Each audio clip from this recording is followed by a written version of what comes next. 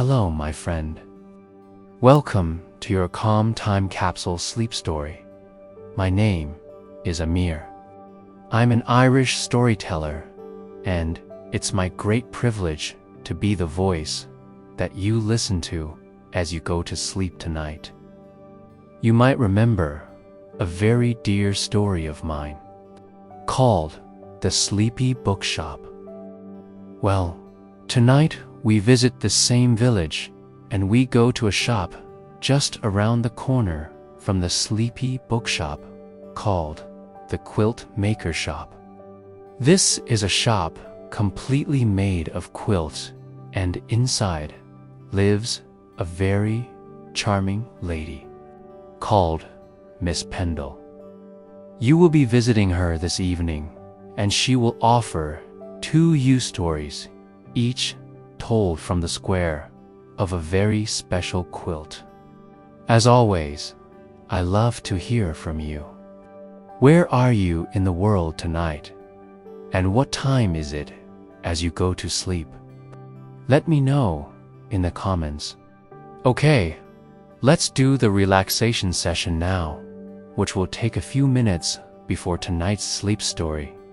I'm going to count down from 10 to 1. And as I do, allow yourself to let go more and more. Relaxation 10. Feel the support of the bed beneath you, or the floor, or whatever surface you lie upon tonight. And beneath all of that, feel the support of the earth, our home. From the earth, we receive a constant support. And as you become aware of that feeling of being supported, see if you can let go a little more now. Releasing tension, letting go. A little more now. 9. Feel into your body. Where are you still holding? Where do you feel tension? Maybe you feel pain. Maybe it's in your feet and your lower legs, in your thighs, in your belly, in your chest. Maybe you are like me and you hold a lot of tension in your hands or in your face. See if you can let that tension go now. Just by becoming aware of it, we can ease the tension. 8. You are safe. Allow my voice to be an anchor of safety tonight, to be a friend. Know that my voice will only ever take you to safe places. And allow that fact, that feeling of trust, to enable you to let go a little more now. 7. The day is done. Whatever has been, has been. Whatever will be, will be. Whatever thoughts you might be having, know them for what they are, just thoughts. Don't judge them positively or negatively. And as they arrive, see them, but there's no need to follow them. Watch them go floating away like leaves on a moonlit river or clouds, passing through a starlit sky. 6. This is your moment. This is your time. You deserve rest. We all do. So as you move deeper and deeper towards deep rest tonight, know this: you deserve this rest as much as anyone else. 5. Peace lives within you. It is always there. It is a constant friend, a constant presence. It's just waiting to be found, waiting to be felt. See where you can find your peace tonight. 4. Perhaps allow a little gratitude now. Gratitude for the simple things, for this moment of peace, for the shelter you have tonight, for the breath in your body. 3. Begin to engage with your imagination. Now begin to see a rainy, cozy, lantern-lit village and begin to see the quilt maker shop. A shop made entirely of quilts in a place far away from all that you know. 2. Checking in with your body one more time. Now, your body has worked hard. For you today, it's time to give it rest. And 1, completely letting go. Now, as I tell you, tonight's sleep story in a rainy little village. Sleep story in a place far, far away from here, just around the corner from the bookshop of sleep sits. The quilt maker's house. It is quite possibly the oddest place in the entire village. And that is saying something, because the village also contains a library shaped like a badger, a lamppost that only lights up when someone tells the truth, and a postman who delivers dreams on Tuesdays. For one thing, it is almost entirely made of quilts. Quilts on the roof, quilts on the walls, quilt rolled up into the shape of drain pipes, and quilt sewn into the shape of flower boxes, and quilt with windows stitched right into them so the curtains can blink. On very rainy days, which are most of them in this village, the house puffs steam from a stovepipe that smells faintly of cinnamon and old books, and everyone who walks past wrinkles their nose and says, "Oh, that's nice." The woman who lives inside it is called Miss Pendle. She is neither tall nor short, neither young nor old, and she walks in a slow, careful way, as if the floor might disappear at any moment. And she doesn't want to be caught looking surprised. Miss Pendle never goes to the shops. She never sweeps the front step. She never shouts. And most curious of all, she always seems to know when you're about to arrive, whether you're coming to ask for a quilt, a biscuit, or something you haven't told anyone about yet. And tonight, you are going to visit Miss Pendle. You don't know why exactly. Perhaps it was the rain which has a way of nudging people in the direction of warm places and peculiar women.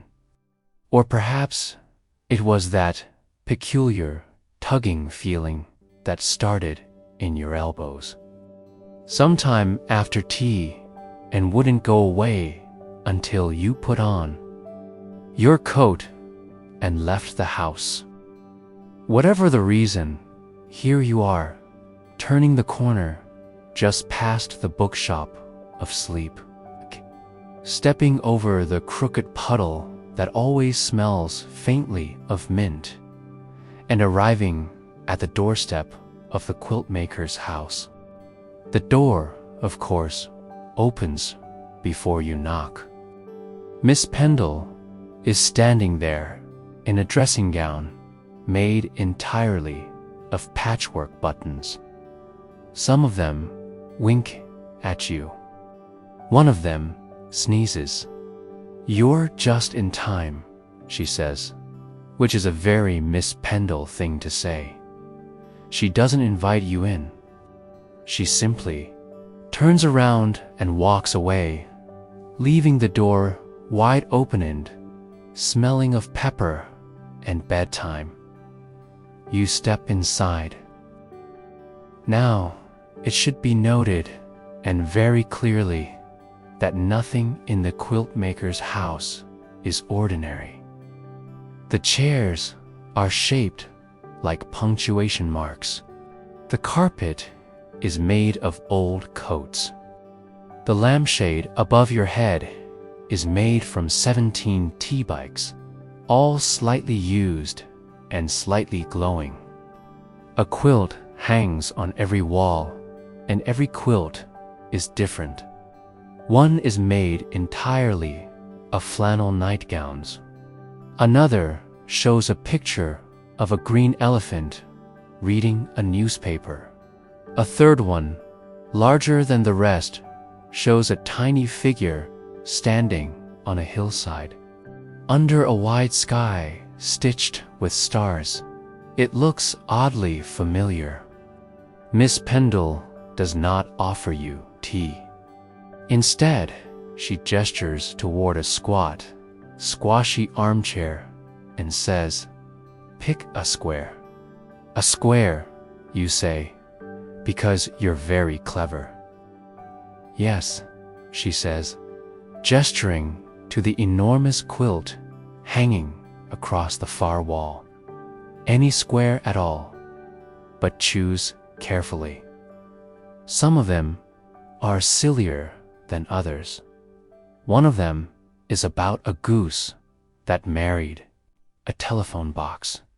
You approach slowly. The squares twitch slightly as if they're waiting. You lean in. The quilt is massive, practically the size of a small swimming pool, and each square is its own little world. One shows a boot with a castle growing out of it. Another has a jam tart balancing on a bicycle. The third is entirely gray and appears to be quietly sulking. You look closer. Some squares hum, some fidget. One of them snorts at you. "Don't pick that one," Miss Pendle says sharply, pointing at the snorting square. "Tisa. It's a grump. It always ends with someone being turned into a turnip." You blink. "Oh, they're all stories," she adds, almost casually, as if this is something everyone says about quilts, but each one only works once. Choose a square.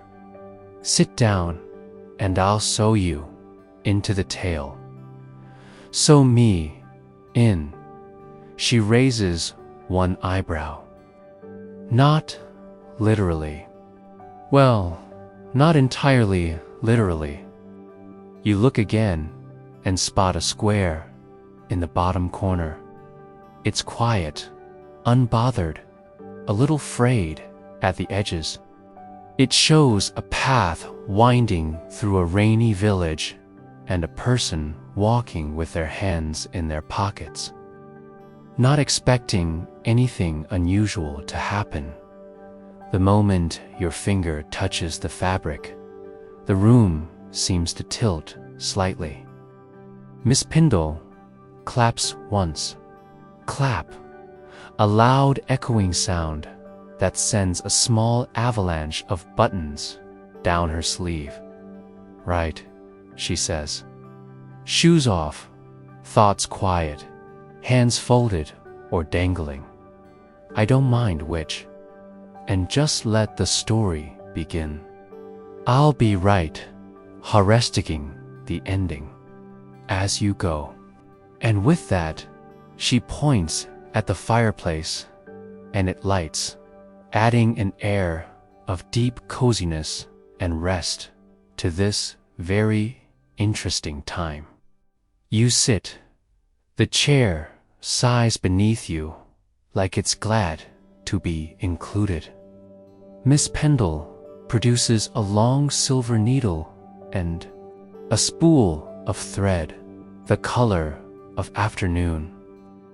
The lights dim slightly, and just like that, the story begins. At first, nothing happens. You sit in the squashy chair with your shoes offend your hands, doing something unimportant. And you wait. Rain taps gently at the quilted windows. The teabag lamp swings ever so slightly overhead, like a page in a book, and suddenly you are not in the chair anymore. You are walking down a small street. It is evening and the rain is falling. Proper rain, too. The kind that smells like chimney smoke and puddles and coats that have hung too long behind a door. The street is narrow, the cobblestones uneven, and your hands are in your pockets. Up ahead, a figure appears beneath the crooked umbrella. He's an old gentleman, trousers a bit too short, coat patched at the elbow, glasses like thick jam jar bottoms. He looks at you, squints, then smiles. "Ah," he says, as if he's been expecting you. "Very good, come along then." No time like the present. He doesn't explain where you're going. He simply begins to walk beside you. Do you know? He says, after a moment, that I once lived in a clock tower, only for a year. Mind you, too many bells. I don't live there anymore. Smaller, but I still have the key. He pats his coat pocket, and I think I'd like to show you something. It's not far. The rain falls more gently now. You walk on. The old gentleman walks at a pace just slightly slower than yours, which is very polite of him, really, really.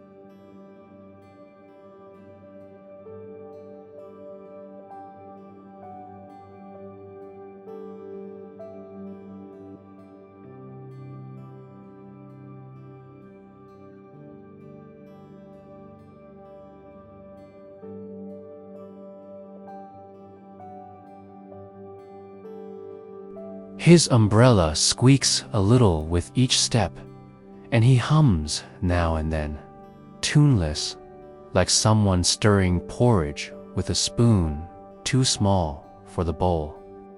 "Almost there," he says. "Although you have no idea where there is, you do know you feel safe, Thowand, that this is a gentle and calming experience." He leads you down a narrow lane between two buildings that look like they're trying to lean away from each other, but have run out of energy. At the end of the lane is a wooden door painted the color of old rhubarb. He reaches into his coat, pulls out a large iron key, and says, "They say you can tell a lot about a person by what they hold on to. Let's see what I've held on to inside. It's not quite a house, not quite a shed, more like a room that decided it did belong to any building in particular and just stayed where it liked best. The ceiling is low. There's one window with a rainy view of a garden. And there are shelves, hundreds of them, all filled with objects. Not valuable ones, just things. A red marble, a cracked pair of glasses, a fork bent into a loop, a child's, smitten, patched at the thumb, a railway ticket from 1962 with a shopping list scrolled across the bottom in blue crayon. Go on, he says. Pick one. You hesitate. He smiles, the kind of smile that knows how long you'll take and doesn't mind. These are my small stories, he says. Things I don't want to throw away. Not because they're precious, you understand, but because they meant something for a moment. And sometimes that's all the thing needs to do. You reach out slowly. Your fingers hover over a chipped teacup, a photograph of someone looking surprised, and a brass key that doesn't seem to match anything. Finally, you pick up a small wooden horse with only 3 legs. He says gently, that one, and then he begins to tell the story. That horse, he says, belonged to my brother. He was younger than me by exactly 9 minutes, and louder than me by a full lifetime, always shouting about something, always racing ahead, never looking back to see if I was coming. Once, when we were very small, he galloped that horse across the kitchen table during breakfast and knocked an entire jug of milk onto our father's trousers. I thought he'd be sent to boarding school or prison or both, but our father just looked down and said, "Good thing I didn't like those trousers." He pauses, running a thumb across the horse's chipped flank. My brother gave me this on the day he left home, said he'd outgrown it. I think that was his way of giving me something to hold on to, something to say. We'd share a beginning. He glances at you. You see, people don't always know how to say what matters. Not properly. They use objects, a wooden horse, a folded note, a biscuit left out on a plate. He leans back in his chair, his eyes still on the little horse. I kept it all these years, not because it's valuable, but because it reminds me that I was someone's brother, that I was part of a story I didn't write, but still belonged in. You sit quietly with him for a while, the two of you watching the wooden horse as if it might tell another story all by itself. It doesn't, but it doesn't need to. The rain continues, and after a time, the old man stands. He doesn't ask for the horse back. He simply tucks his hands into his coat and says, "Come on then. You'll want to be back before you start wondering if this was real." And so you follow him once more, back into the rain and down the little laneway. You walk with the old gentleman through the rain once more, neither of you speaking. There's no need to. This story lingers in the quiet between you, like steam rising from a cup.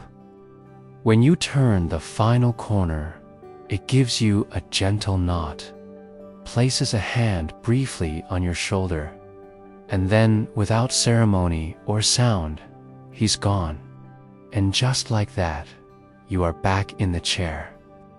The teabag lamp above you swings slightly, as if pretending nothing has happened. The room is warm. The rain is still falling outside. Miss Pendle is exactly where you left her, though she's now wearing an entirely different dressing gown made from velvet bookmark ribbons and what appeared to be crossword puzzles. She raises one eyebrow and says, "Not bad, was it?" You look at the quilt. The square you chose is calm now. And Miss Pendo begins to talk. "Well, then what do you say to just one more?" She gestures to the quilt again. There's no rush. You lean forward, eyes drifting across the patchwork of little lives. One square glows faintly blue around the edges. It shows a small rowboat drifting on a perfectly still lake beneath a wide, starry sky. The water is so still, it might be dreaming. You touch it. The room begins to slip away again, gently. This time, like a blanket sliding off her shoulder. Miss Pender's voice follows you as you go. "Be sure to take your time with this one," she murmurs. "You're going to meet someone who's been waiting." And with that, the chair fades. The rain dissolves, and the sky above you opens wide and full of stars. You are in a boat. It cacks softly beneath you. Old wood, shifting like it's settling in for the night. The lake around you is so still, it feels like it's listening. Above the sky is deep blue and brimming with stars. Some small and watchful, some large and slightly smug, as if proud of how bright they're managing to be. The oars sit in there, brackets, but you aren't rowing. The boat moves gently on its own, drifting with purpose, but no hurry. Music as though it knows exactly where it's going, but doesn't want to rush and spill the mood. In the distance, on the far side of the lake, a small lantern flickers. It's perched at the end of a wooden chest, and beside it sits a figure, an old woman wrapped in a thick shawl, her hair like the fluff of a dandelion. As your boat glides closer, she doesn't stand or wave. She simply nods, as though greeting an old friend she hasn't seen in a long time, but never stopped thinking about. "You're right on time," she says. When the boat bumps gently against the edge of the dock, her voice is quiet but full of weight. Like a book that's been read 100 times, she holds out a hand, steady and warm, and helps you step onto the planks. The wood beneath your feet is smooth from years of standing still and waiting. "I only come here at night," she says.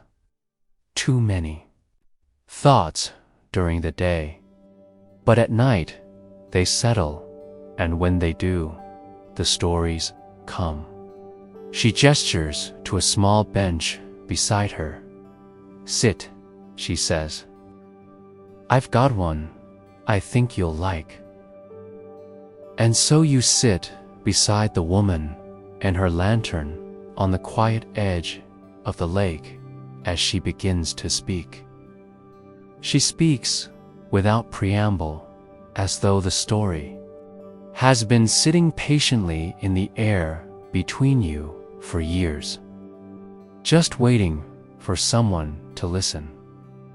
"It was a long time ago," she says, "though not so long that I've forgotten the smell of the grass that morning. Damp, earthy, sweet, like something had just forgiven the world." She gazes out at the lake, not to find her thoughts, but to watch them settle. "There was a boy in the village," she says, "quiet as a question, lived with his grandfather in the little house with a crooked chimney. You know the one. The other children used to run and shout and knock things over, but not him.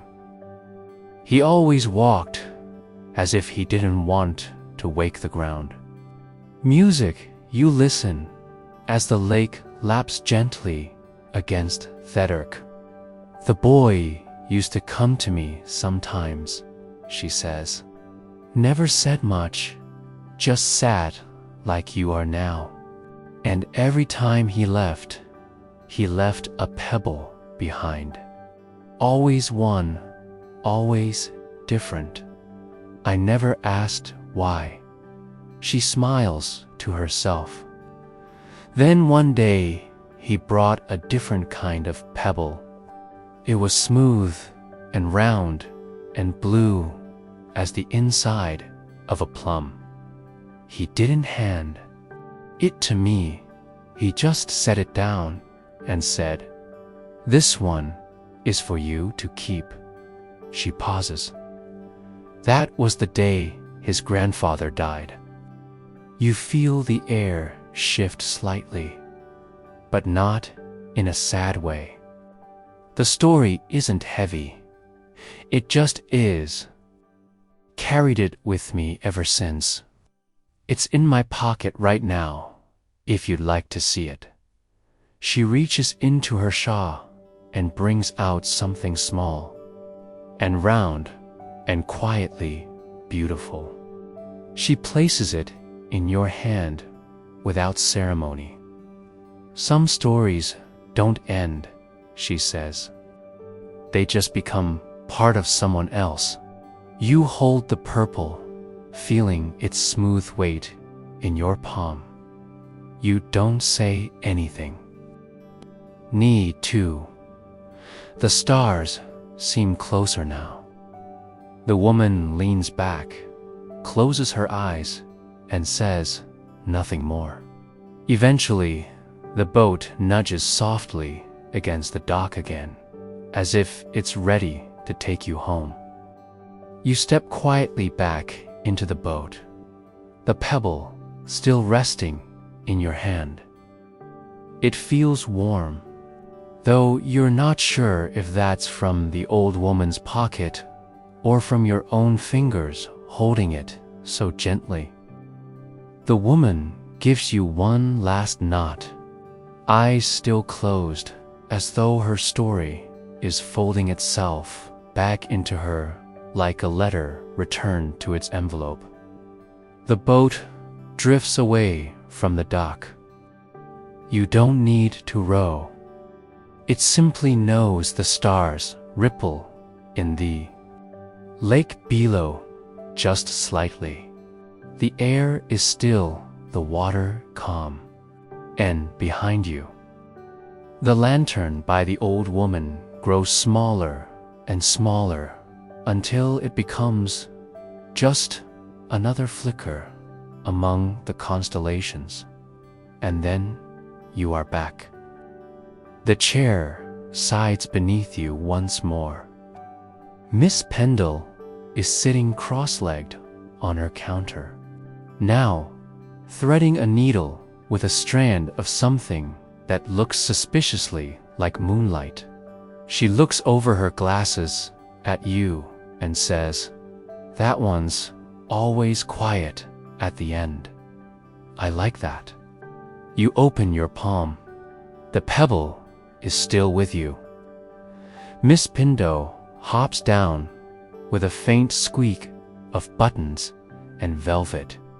"Now," she says softly, "off you go. You'll want to get home before the rain stops."